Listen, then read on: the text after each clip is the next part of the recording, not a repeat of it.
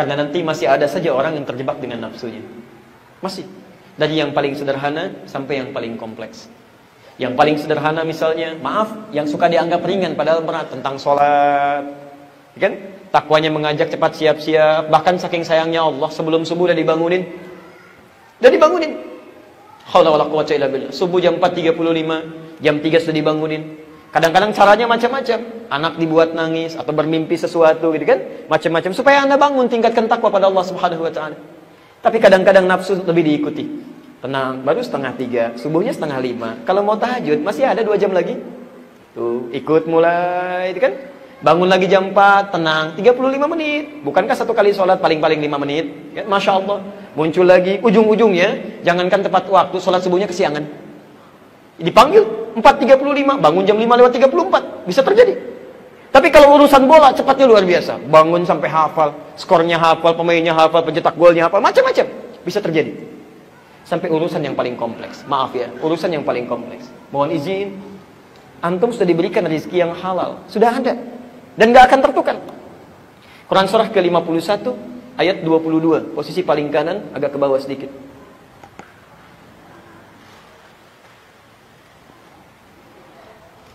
Nanti kalau saya terangkan ini, mohon izin, saya mungkin agak sedikit cepat mengakhiri. Saya baru landing dari Palembang, ada masalah di dada kiri saya. Ya, jadi suaranya harus agak sedikit saya batasi. Perhatikan kalimatnya. Wa fis samai rizqukum wa ma tu'adun. Dan di langit rezeki Anda sudah ditetapkan oleh Allah. Dijanjikan pasti akan diberikan. Sudah. Ini statement Allah yang pertama. Bahwa setiap manusia yang terlahir itu rezekinya sudah ada, Pak. Sudah selesai, ada. Gak akan tertukar. Dijanjikan pasti diberikan. Di langit rezeki kita sudah ditetapkan. Dijanjikan pasti akan diberikan. Jadi si A dengan si B rezekinya lain. Sudah ada. Dan pasti hidup dengan itu. Dan gak ada yang miskin. Gak ada yang miskin. Kalau dia mau pilihannya cuma cukup atau kaya. Quran surah 53 ayat 48. Wa annahu huwa aghna wa aqdana. Dialah Allah yang menjadikan seseorang kaya atau cukup. Gak ada orang miskin. Yang miskin itu orang yang tidak pernah merasa cukup, itu miskin. Allah menjadikan rezeki kita cukup. Cuman karena nggak pernah merasa cukup, miskin dia. Tapi saking sayangnya Allah, supaya keluar dari perasaan miskin itu, berikan zakat. Quran surah 9 ayat ke-60.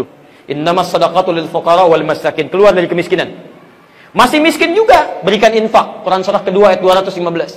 Masih miskin juga, kasih sedekah supaya keluar dari situ.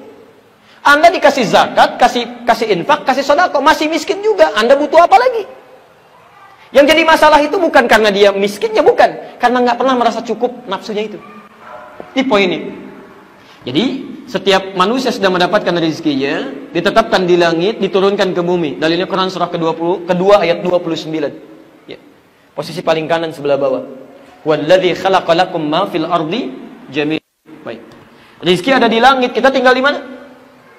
Di bumi. Maka Allah turunkan rezekinya ke bumi.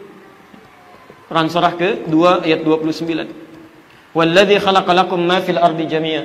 Turun hujan, tanah jadi gembur, turun tumbuh-tumbuhan, ada pepohonan, di situ keluar ada emas, ada kemudian ada tembaga, ada perak, di situ ada minyak, Anda jual jadi bangunan seperti ini. Masya Allah, ada transaksi kehidupan. Ini. Rizkinya di mana tadi? Di langit. Sekarang kita ada di mana? Bukan, kita di Grand Andara sekarang. Bumi kan luas ya. Baik, kita ada di Pondok Labu.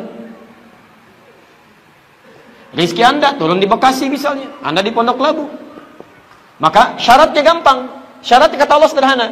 Quran surah kedua ayat 168, posisi paling kanan sebelah bawah. Quran surah 2 ayat 168. Ya ayyuhan nas, hei manusia, kulu mimma fil ardi halalan thayyiba. Silahkan kamu bergerak, bekerja, berusaha, cari kebutuhan kamu, cari makan.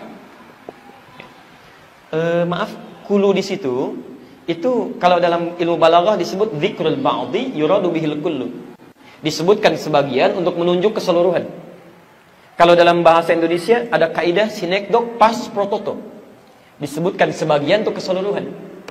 Pah, mau kemana? Mencari sesuap nasi. Padahal yang dicari berapa suap tuh? Termasuk untuk rumahnya, untuk mobilnya, untuk macam-macam, itu sinektok pas prototok. Nah, kalimat Qurannya sederhana. Kalau Anda ingin mendapatkan rezeki, Allah sudah sediakan. Anda tinggal nyari aja. Begitu bergerak, dapat. Nggak susah tuh. Kami mau belok-belok ke sini di pinggir-pinggir. Prit, datang rezeki 2.000. Dan Masya Allah. Prit, 5.000. Prit, 2.000 lagi. Anda mau bergerak, tapi caranya halalan thayyiban. Cara yang halal.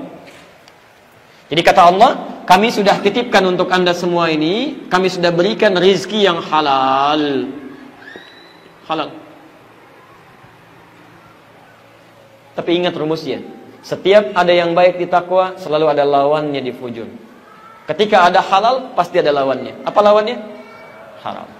Haram diciptakan sebagai ujian bagi Anda untuk selalu berpikir pada yang halal.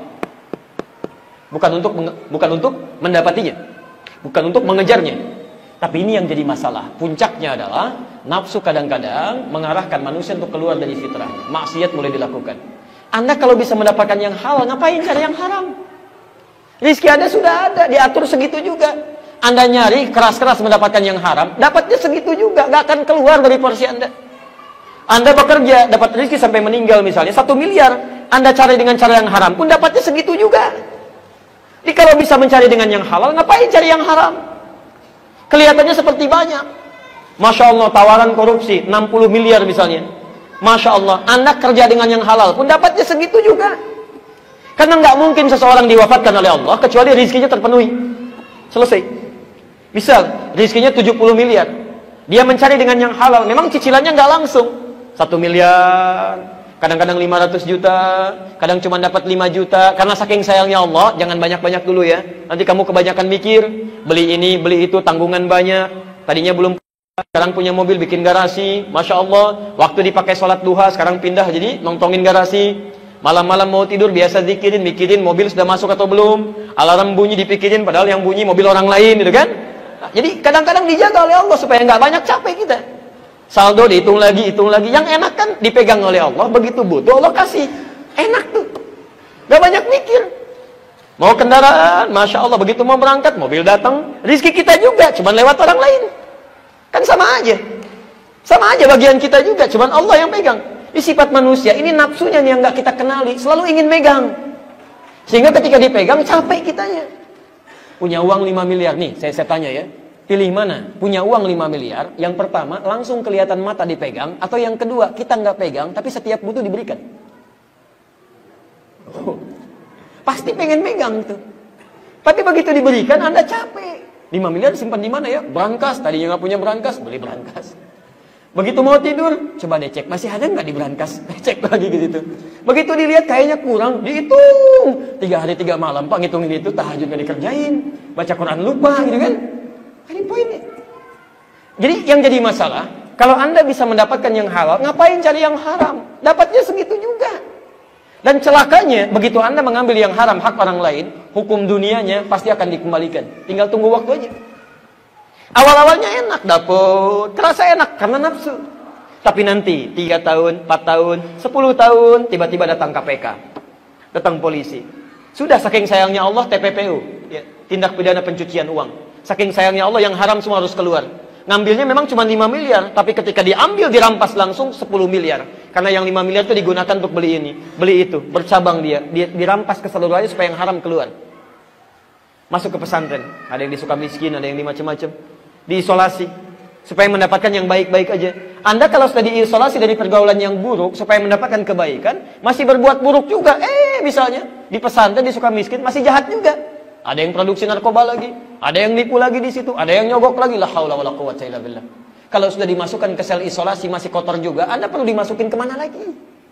Karena isolasi terakhir itu alam kubur, dan nggak bisa naik lagi ke atas. Pernah ada seorang ulama, alim, itu dihukum oleh pemerintah yang zalim. Seperti ulama-ulama dulu pernah ya, Imam Ahmad pernah dicambuk, kan? Buya Hamka pernah masuk penjara, Nabi Yusuf pernah masuk penjara. Ini ulama, ini unik nih. Dimasukin ke dalam penjara. Bukan karena kesalahan yang dia perbuat, karena penguasa nggak suka.